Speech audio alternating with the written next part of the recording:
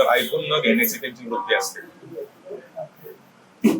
आणि त्यांच्यावर कोणाचंही वचक नाही. चांगले लोक, चांगले वैचारिक लोक, त्याच्यामध्ये स्वतःचं एक मत आहे किंवा जनाधार आहे, अशा लोकांना काँग्रेसचं जे चांगड चौकटी आहे दिल्लीमध्ये बसलेली, ती त्यांना हेट करते, त्यांना त्यांचा तिरस्कार करते.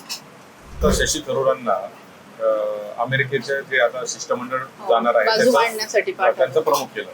काँग्रेसने पत्र लिहिले पंतप्रधानांना की काँग्रेसचं कोणाला पाठवायचे तुम्ही काय ठरवणार, आम्ही आमचे नावं देणार. आणि हे कोणते नावं देणार? हे त्यांचेच नावं देणार जे त्यांच्या आजूबाजूला लोक आहेत, हे त्यांचेच नावं देणार जे त्यांचे लागून चालून करतात. शशी थरूरला नाही देणार.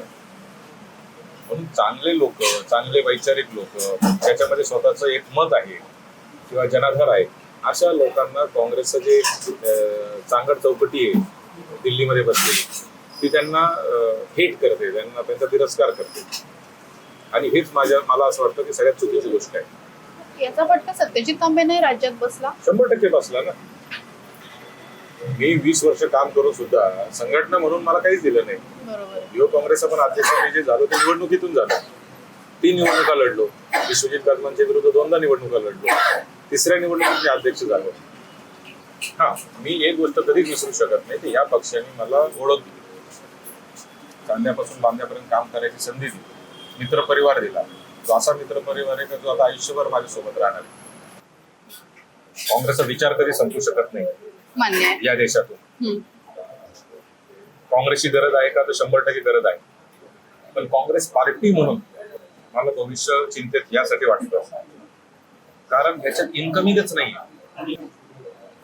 काँग्रेस, मी NSY मध्ये काम केलंय की विद्यार्थी संघटना होती काँग्रेसची. काँग्रेसची विद्यार्थी संघटना कुठे सांगा बरं आज? पुढे आंदोलन करताना दिसते. 15 वर्ष झाले महाराष्ट्राचा NSYचा एकच मुलगा अध्यक्ष आहे. 15 वर्ष. तो परफॉर्मन्स देत असता तर मी मान्य करू शकतो. तो दिसतही नाही, तो ग्राउंडवरही नाही, त्याचं आंदोलन नाही, मुलांचे प्रश्न विचारत नाही. आज विद्यार्थी किती मोठे समस्या आहेत. विद्यार्थ्यांना फीची अडचण आहे, स्कॉलरशिपची अडचण आहे, पगार त्यांच्या ऍडमिशनची अडचण आहे, नोकऱ्यांची अडचण आहे. कुठे काँग्रेसची विद्यार्थी संघटना? आणि जर NSY ही इन्कमिंग असेल, NSY मध्ये पहिले मुलं येतात, मग आमच्यासारखे ते पुढे युवक काँग्रेस, मग मुख्य प्रवाहात येतात, मग ते नगरसेवक, जिल्हा परिषद, पंचायत समिती लढतात, मग ते आमदार खासदार होतात.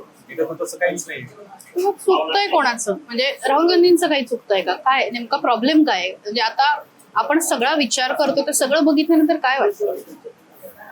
कोणाचं चुकतंय हे सांगणे इतका मोठा माणूस नाही. चुकतंय का? तर 100% सांगण्याचा प्रयत्न नाही केला आतमध्ये असं. अनेक वेळा व्यासपीठावर मी केला, जाहीररित्या बोलायच्या गोष्टी नाही, परंतु मी अनेक वेळा प्रयत्न केला. पण काँग्रेस नेतृत्वाचा सगळ्यात मोठा ड्रॉबॅक कोणता असेल तर ऐकून न घेण्याची त्यांची वृत्ती असते आणि त्यांच्यावर कोणाचंही वचक नाही. जसं भारतीय जनता पार्टीला काम करत असताना किती नाही म्हणलं तरी राष्ट्रीय स्वयंसेवक संघाचं एक वेगळी ताकद असते की त्याच्यावर लक्ष ठेवून असते. त्यांचं धोरणं चुकतायत का, त्यांचं वागणं चुकतंय का, आमदारांच्या वागण्यावर लक्ष आहे, खासदारांच्या वागण्यावर लक्ष असतं.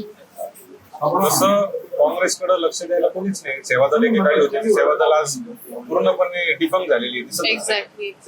काँग्रेसचा नेता कधीच काँग्रेस नेतृत्वाचा अंदाज घेऊनच बोलतो. काँग्रेस नेतृत्वाने जर अंदाज दिला की असं ही लाईन आहे आपली, मग तो बिंदास बोलणार. जोपर्यंत त्याला लाईन मिळत नाही तोपर्यंत कोणीही बोलायची हिंमत करत नाही, कोणी कोणाची वकिली करत नाही, कोणी कोणाला घेऊन जात नाही.